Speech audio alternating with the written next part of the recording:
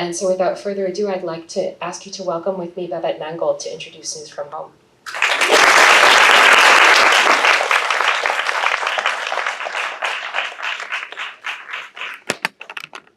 So thank you all to be here. And I'm here. Thank you all to be here. And I must say I'm here really as a friend of Chantal Ackerman. And obviously I also shot the movie.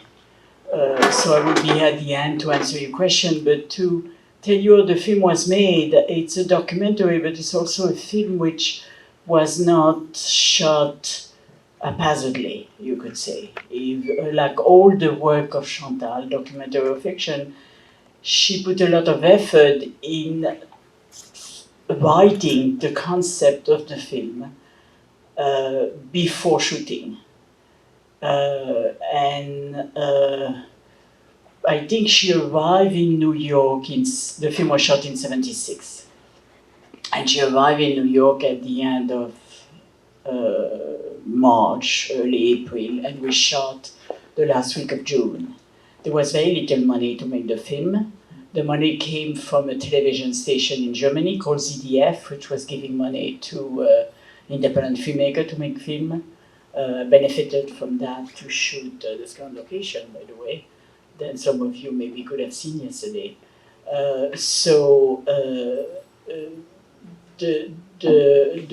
film was made the year after Jeanne Dielman, the film you saw last week, which had been successful in terms of critic and trigger the commission of ZDF.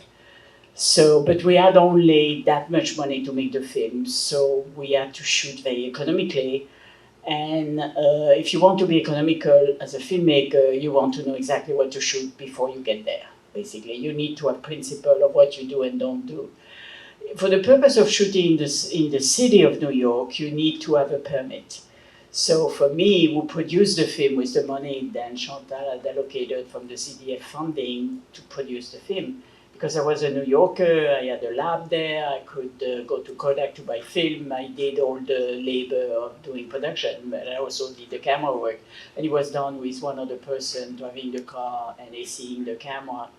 And when we were on location in the street, we had one additional person to help us. But the police always knew where we were, so, because you cannot shoot without being acknowledged by the police. So we needed to have an insurance. So the production was essentially to pay for an insurance to make sure we could legally shoot, which permitted us to shoot in the subway, to shoot in all kind of places, which is what New York is for people who live in a city which has public transportation. So, and it's a very important element of New York.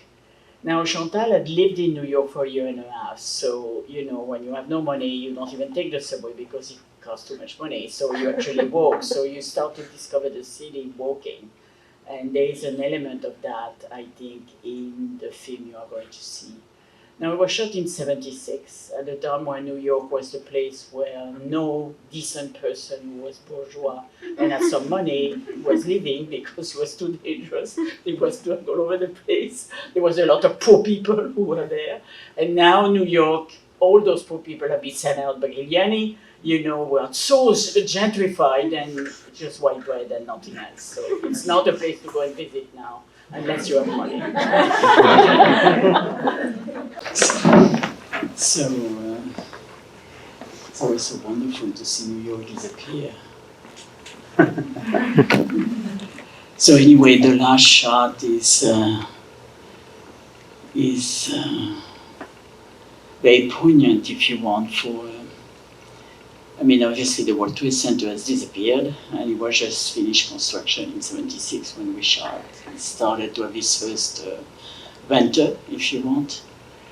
The film starts very near the tip of the island because it starts in what is now called Tribeca, the place where I have my loft.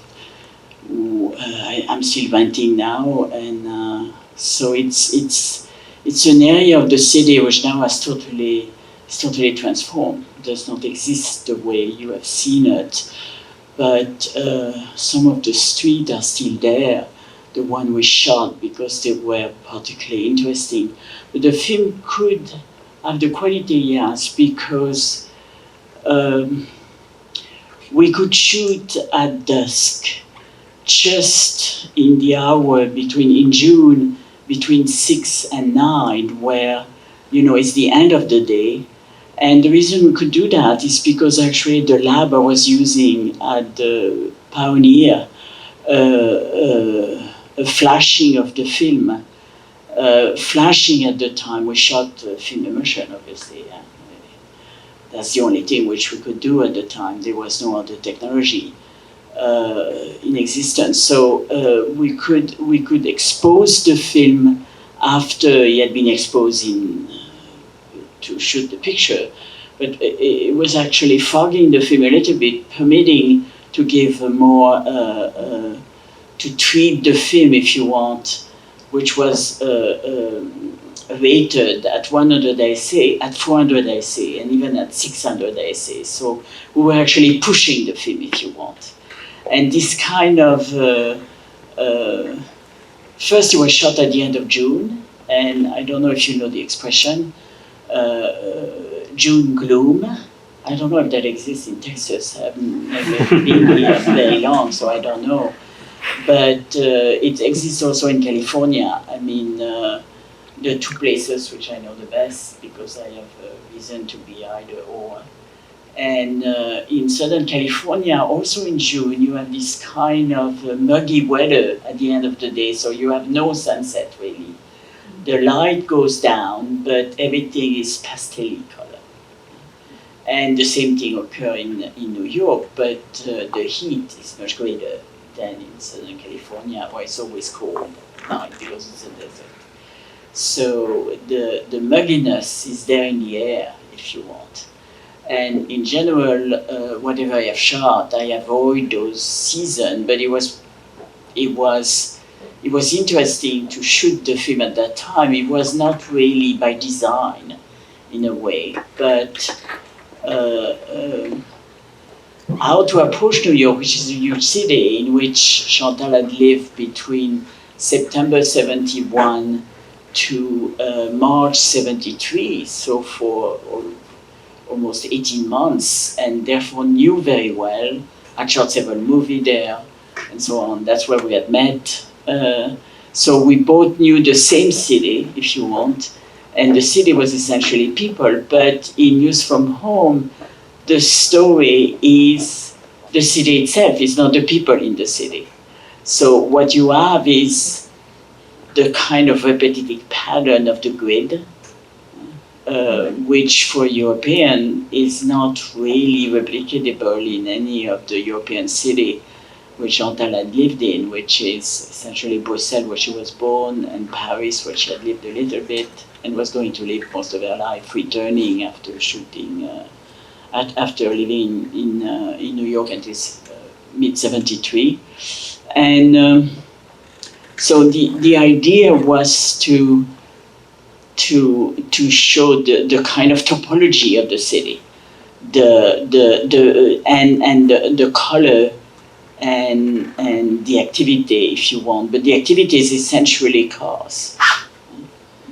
So that's what you see in the desert of Tribeca, where very few people are there, but some people are there. And what you see is the subway and people who are in the subway.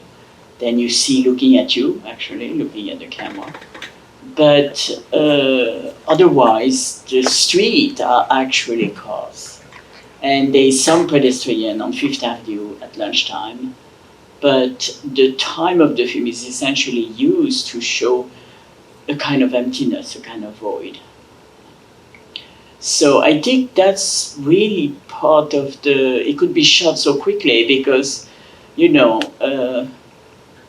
Chantal decided to do those tracking shots, to use that much time to shoot inside the subway in Brooklyn, in the Upper West Side, on 134th Street. So there were some things which were part of the script, and we knew we were going to go there, so we could assign the time to go there, but the rest was actually done almost off the cuff. I mean, lunchtime on Fifth Avenue and 59th Street, it's a no-brainer. It's always at noon. If it's a weekday, there's always an enormous number of people. So we did not have to plan anything. We could let the camera, as soon as the camera was ready and focused, we could shoot. And we shot for 3 hours, not 3 hours, 3 minutes, 4 minutes, 5 minutes, and at the editing we could use 4 minutes or 5 minutes or use only two. You see what I mean? So there was nothing really staged. What was actually decided by the filmmaker and engineered by the apparatus of the production was to strategize the time of the day and the place to have the effect which was desired. And the idea, and that's what's so strong, is in the film, in this concept, is actually this kind of voice of a woman reading letter of her mother. She obviously read with an accent. So she's a visitor in the city, she's not an American. And the mother is writing from somewhere else. Now, at the time when we shot the movie, I knew Chantal was going to use letter of her mother, News from Home. That was the title from the beginning. That's the title was ratified at the lab. So that was part of the idea, but the letter were not written from the time we shot the movie. They were actually letter which had been written to Chantal when she was living in New York. And that's what is actually interesting, this kind of slippage, if you want, between a city which is seen by somebody who is from the inside and lived there, but at the same time is a foreigner, and who had just arrived. Because the letter are from the time where she was 21 at the time. When she shot the movie, she was 26. So there is a difference there which is irrelevant for you when you see the movie, because I don't think it bears on the meaning of the film, but for me, it's actually important, if you want. And I'm giving you that detail because I think it is, it's not a naturalistic film. And in a way, it's a documentary only because nothing is actually staged. But it's totally conceptualized as something which is a personal statement of a sort. So it's not really a documentary. It's more like a self-portrait, if you want, of the filmmaker. So that's what I can say about the making of the film. It took a week to shoot because it was there's very many long takes. We were so few, then we could move very quickly. You saw all the name of the people who participated in the making of the movie. The AC, Jim Asbel, was also driving the car, which were, bringing us with the equipment wherever we were going to go. And we went to garage, outside garage, when we were, when we left the car behind to go to a certain situation. But in general, the camera was in the car, or we stayed parking illegally. So we shot for 10 minutes and moved back to the car and went somewhere else. So we could work very, very quickly. It took just a full week, and that's it. The end was the end of the zoom out using the shutter going to Staten Island, which make you see the city in front of you. That was planned from the beginning. We shot it 2 different days. And the day which had the more mugginess in the air, which was the more moist, if you want, and the one where the cloud layer is so low that the top of the World Trade Center is not even visible, was the one retained, because we had a little bit more sun for another take, which we had shot a different day. But I think it was a very good choice. The city kind of vanished into grain, if you want. So I think it's extremely romantic ending. So now it's up to you to ask if you have any question, or if you want to know more about the film, and if you have gone to New York, does that represent something you feel is still true of New York City. So there's a microphone for people who want to ask questions. So just shout it out. Oh, I see. I was wondering, in the scenes on the subway when everyone is looking directly at the camera, what was going on for you behind the camera? Like, how did that feel? And also, what were they seeing? Well, I mean, when I shot behind the camera, I had the black velvet on top of me because I want to make sure then there is no reflection, So I try to be, when I shoot, I'm always dressed in black, so I'm less visible, and the subway had those reflecting window, and because the subway trembled, I had added, actually there are some people who are not credited who came just for the subway shot, in particular Stuart Sherman and John Edmund, two friends of mine, which are performers, and we were in the side of the subway for, half a day. I asked them to be there to put their weight on the tripod, and Chantal did that too. So we were actually around the tripod, looking at the tripod, and there was no face to look at. They were not looking at face. They were looking at something which was a black hole, and there was a lens, but obviously some people must have known it was a movie camera, but nobody really objected to anything. And we had an insurance which were covering us in case people, we were obviously very, very aware of when we moved the camera in and out, to be very coordinated. So, and I'm very experienced as a camera person. So the first thing you do, you plant the tripod, you know where you plant it to be centered. You do the level, you put your black bag, you frame, and you go ahead and you shoot. You don't, I did not wait for Chantal to say mother, and we did not do that. So all the sound was dubbed. The logic of this kind of shoot is, in general, you shoot the sound afterwards, which gives you a great deal of freedom because that permits you to not think about the sound when you shoot, which is something when I started to shoot video was horror, is the fact you shoot video by shooting sound and picture at the same time. So you, shooting the picture, you're responsible to continue the sound, and the sound takes much longer than the picture. So you need to have two minds to actually shoot video. I still shoot video like I shot film, so I shot the sound separately, Beside, in some cameras, you definitely need to have different microphone, and the microphone in general should not be from the camera position. And if you have a traditional video camera, the microphone is on top of the lens. It's just not the right position for the sound of the image you are recording. So I'm very much trained by something which, if you are a filmmaker, I suggest you use at some point to see how liberating it is to think sound separately than the picture, yeah.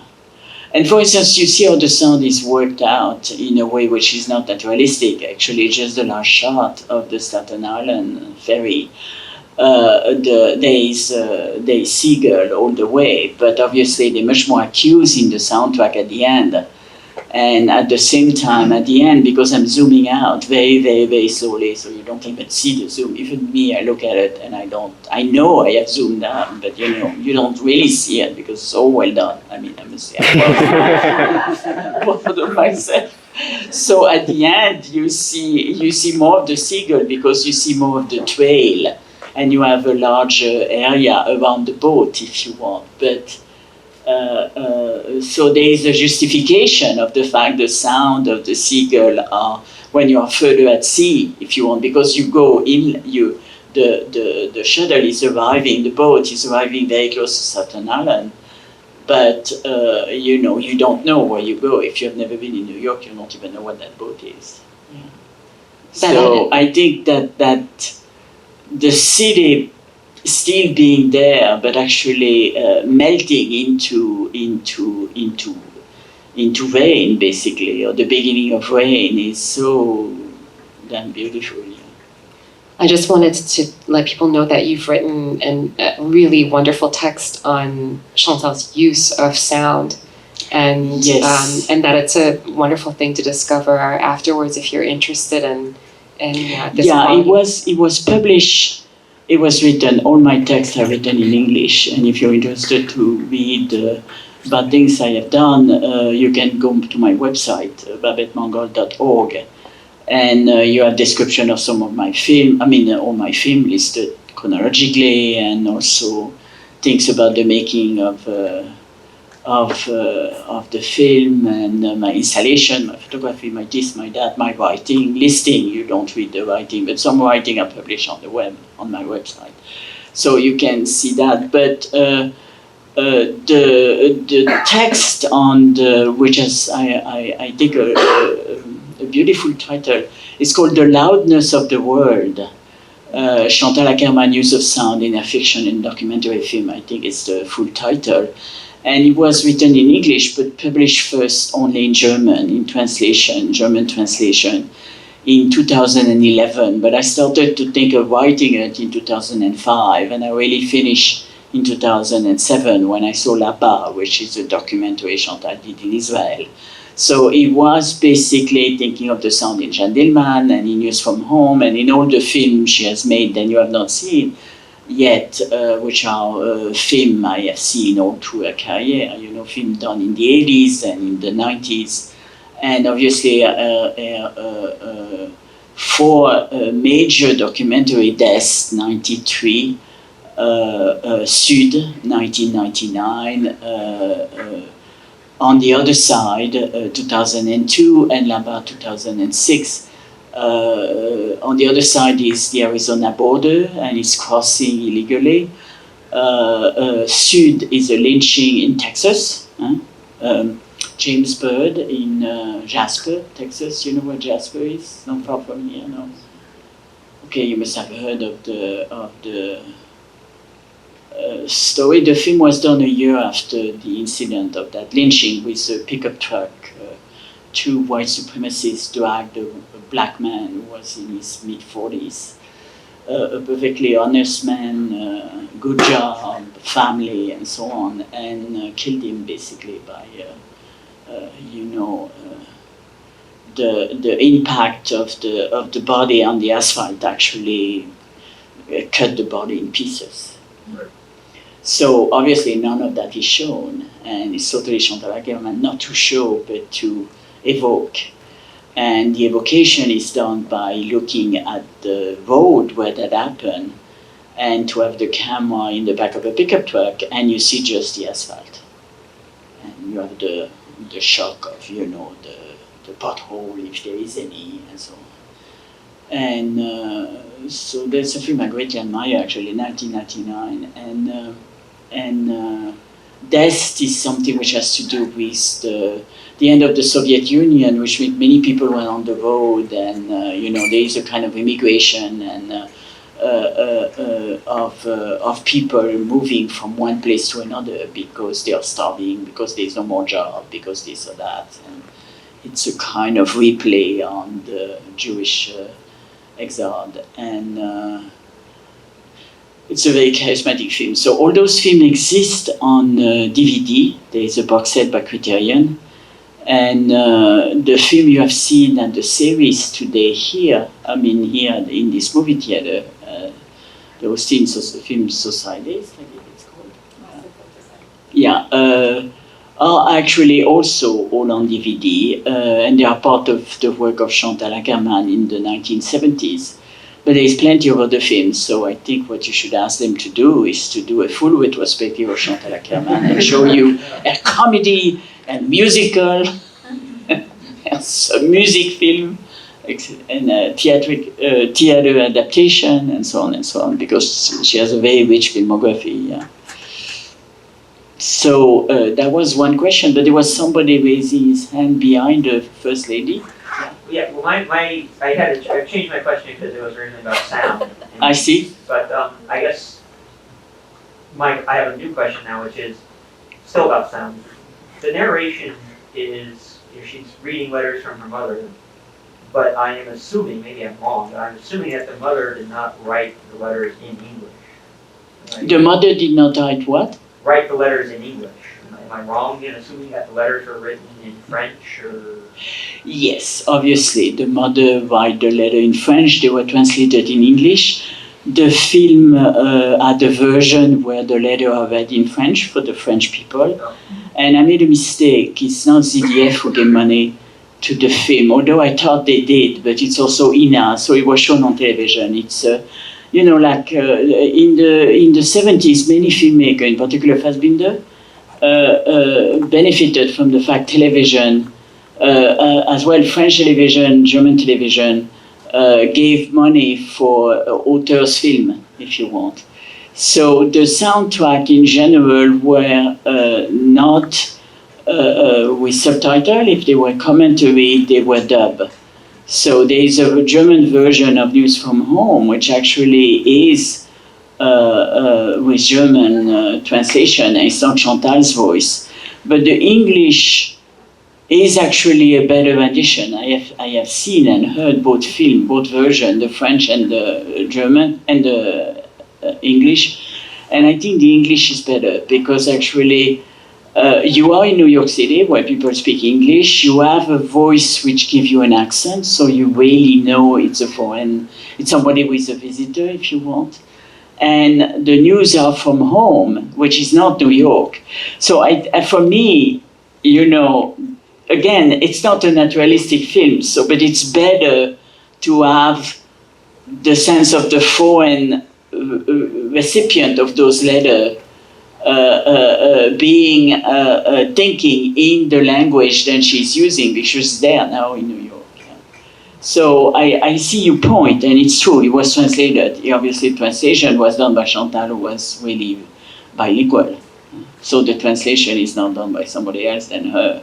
And she selected the letter, obviously, and her mother wrote once a week, and some letter could have been lost, but definitely the selection of the letter is totally done by Chantal, and I think it was done when she was in New York too.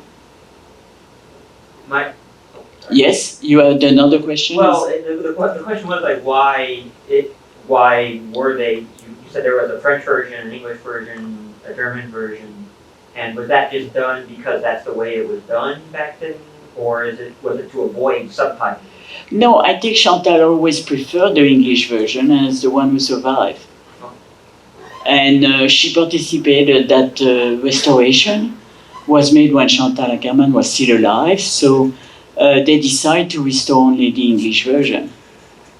You understand what I mean? Right. And actually, the film was shown in film still in 2000. There was a series of film called Screening Manhattan.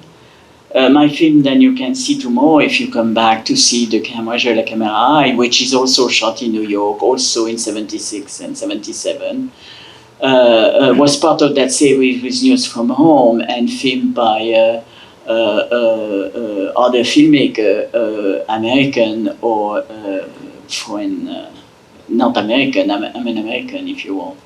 But and there, the only version which actually remained was the English soundtrack. For whatever reason, the mag of the other soundtrack were not